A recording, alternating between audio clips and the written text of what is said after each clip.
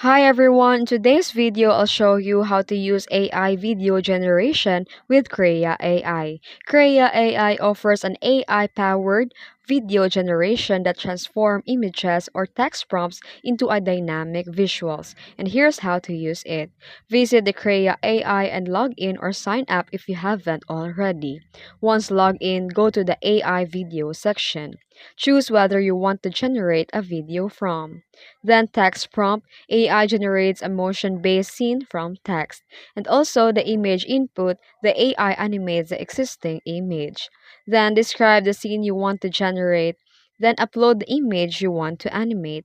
You can also adjust the video settings by customizing the output with the motion style, the frame duration, resolution and FPS, and then you can adjust the quality of social media or HD platforms, smooth cinematic or dynamic movement, and create a short loops or longer sequence. Then click Generate Video and let the KREA AI process the animation. Preview the video and refine settings if needed. Once satisfied, download the video in MP4 format and share it on social media accounts. And that's it. You're now ready to create a stunning AI-powered videos with KREA AI. If this video helped you, don't forget to like and subscribe for more tips. Thanks for watching.